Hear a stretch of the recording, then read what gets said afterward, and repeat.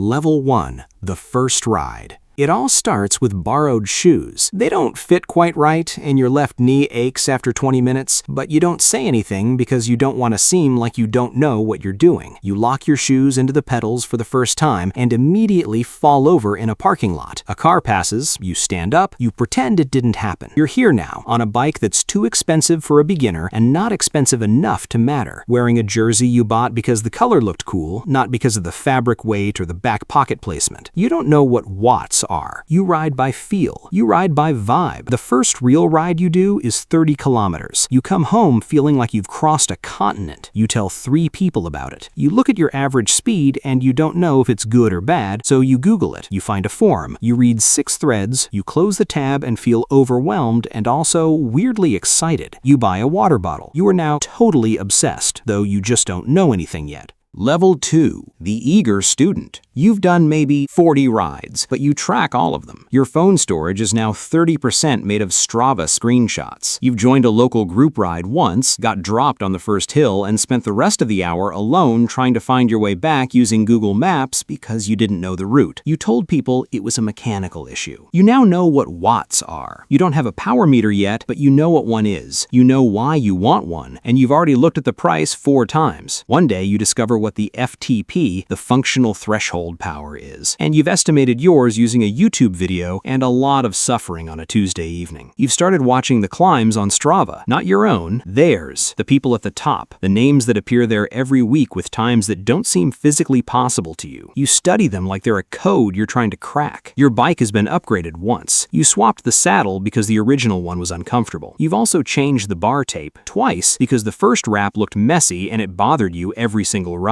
You also have opinions about tires, about why clipless pedals are objectively better and anyone still riding flats on a road bike is doing it wrong. You share these opinions with people who didn't ask. Your non-cycling friends have started to ignore you when you talk. You notice. You talk to them about it anyway. You've signed up for your first sportive. It's 4 months away. You've already looked at the elevation profile 17 times. You tell yourself you're not nervous. You're a little nervous. You're learning the language of this world. You understand enough to know how much you still don't understand. That gap between what you know and what the fast people know, you can see it clearly now. You start climbing. Level 3. The committed one. You ride 5 times a week, not because someone told you to, because anything less feels like falling behind. You've restructured your entire morning around a 6 a.m. departure time. You're in bed by 10. You've stopped drinking on weekdays without making a formal decision about it. It just happened, slowly, because you noticed what alcohol did to your legs the next day. You have a training plan now. 16 weeks, periodized. You know what periodized means. Your bike is different. You upgraded the gears. The old ones weren't bad, but they weren't crisp. You have Shimano 105 now. Maybe you'll Tegra by winter if the budget allows. You've ridden the Sportive. You finished it. Not fast, but you finished it. You ate a gel at kilometer 60, and your body rejected it completely. So you spent the last 30 kilometers running on stubbornness and half a banana you got from a volunteer at a feed station. You crossed the line and stood there in the finish area and felt something you weren't prepared for. Not pride exactly, something quieter. You signed up for another one before you'd even driven home. You've also started doing something you never expected, getting faster, meaningfully faster. You check your old segment times and the numbers have dropped, not slightly, a lot. You are a different rider than you were 8 months ago, and you can prove it with data. This is the moment the hobby becomes something else. You're not sure what to call it yet. You're not a professional, but you're not casual either. You exist in a middle space that the outside world doesn't have a word for. Your bike now costs more than some people's cars. You don't advertise this. You also don't apologize for it. You found your people, a regular group, a Tuesday evening fast ride, a Saturday morning long ride that you never miss. These people understand you in a way that requires no explanation. You can say you had a terrible ride, and they know exactly what that means. Not bad weather, not a mechanical, something internal. A day where the legs weren't there, and the mind was worse. They nod. They've been there. You belong here now. The question is how deep you want to go. Level 4. The obsessed. Your FTP is 280 watts. You know this precisely because you did a ramp test on a Tuesday morning and then immediately logged the result and updated your training levels. You have an indoor bike. It's not a cheap one. You've spent more money on cycling in the last 18 months than you spent on your last vacation. You've done the math. You've chosen not to revisit the math. Your bike is full carbon. Frame, fork, seat post,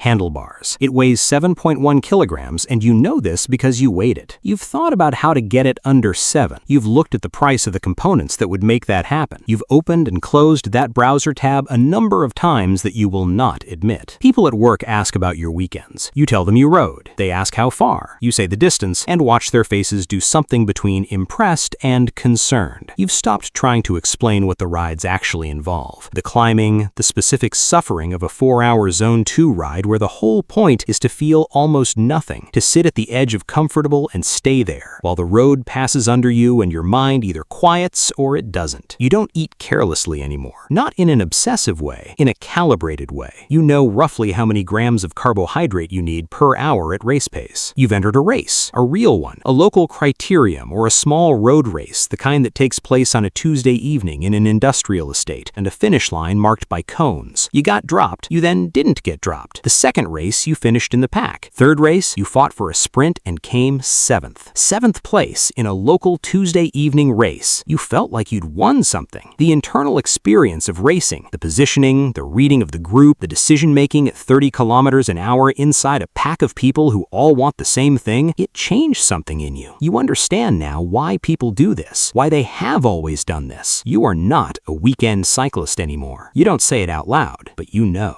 Level 5, the racer. You have a racing license and a team kit and a race calendar that you've planned around so carefully that your partner knows the dates better than you do because they've had to adjust 3 holidays and 1 family event to make it work. You race in the 4th category, called Cat 4. You're targeting Cat 3 by the end of the season. You know what you need to do to get there. Points, results, you have a plan. Your watts per kilogram is 3.8. You track your weight, not obsessively, scientifically. There's a difference, you tell yourself. You want to be at your race weight by April. You know your race weight. You have a specific number. Training is no longer something you fit around life. Life is something you fit around training. This is just the shape of things now. You have a coach, not a famous one, not an expensive one, but someone who knows what they're doing, who sends you weekly plans, who adjusts the load when you report fatigue, who tells you things you don't want to hear in a tone that doesn't leave room for argument. You learn to trust the plan even when the plan feels wrong, especially then. The race scene has its own ecosystem. You understand it now from the inside. You know who the strong riders are. You know their habits, whether they stop pedaling in the wind or whether they work. You know which teams have the riders to control a race and which riders are dangerous near the end. You've been in a breakaway. You've been caught. You've caught others. You've also crashed. Not badly. A touch of wheels at high speed and a slide on the road left you with severe road rash on your left hip, which took 3 weeks to heal properly. You got back on the bike 4 days later. You didn't think twice about it. People outside the sport ask if it's dangerous. You say, not really. You know that's not entirely true. You've just recalibrated your relationship with risk so thoroughly that the calculation no longer registers as fear. Your bike is now worth more than your first car. It is perfectly set up. Every millimeter of fit has been measured and adjusted. You've had 2 professional bike fits, and you could tell the drop from saddle to bar in millimeters from memory. You are fast. Genuinely fast. You would destroy 95% of cyclists you'd ever meet on any road, but you know exactly where you sit in the rankings, and there are people above you who make you feel like you are back in that parking lot, falling over. You study them. You chase them. You are not done.